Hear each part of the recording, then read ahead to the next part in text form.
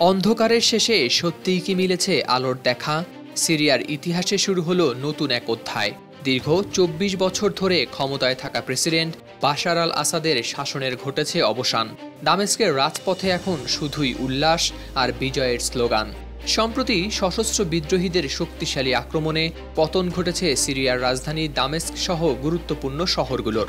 দেশটির সরকারি রেডিও ও টেলিভিশন ভবন, এমনকি প্রতিরক্ষা মন্ত্রণালয়ও এখন বিদ্রোহীদের দখলে। এই পরিস্থিতিতে বিমানে করে অজানা গন্তব্যের উদ্দেশ্যে দেশ ছাড়তে বাধ্য হন প্রেসিডেন্ট বাশার আল আসাদ। তবে এই ঘটনা কিন্তু শুধুই রাজনৈতিক পালাবদলের নয়, এটি সিরিয়ার নিপীড়িত মানুষের বিজয়ের প্রতীক।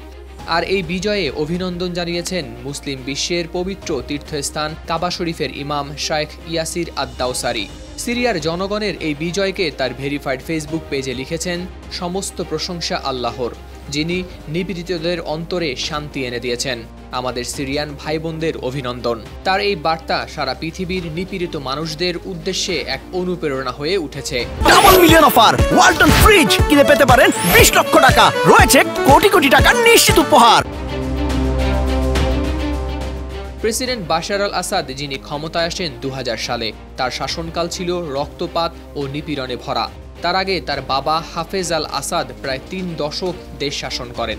কিন্তু ২০১১ সালে শুরু হওয়া গণবিক্ষোভ আর তার কঠোর দমননীতি সিরিয়ার জন্য হয়ে ওঠে ভয়াবহ গৃহযুদ্ধের সূচনা।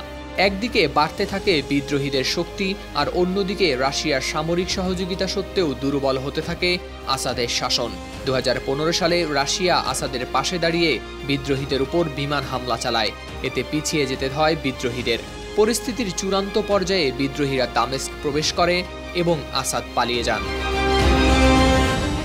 হাওলাদার শামীম, RTV।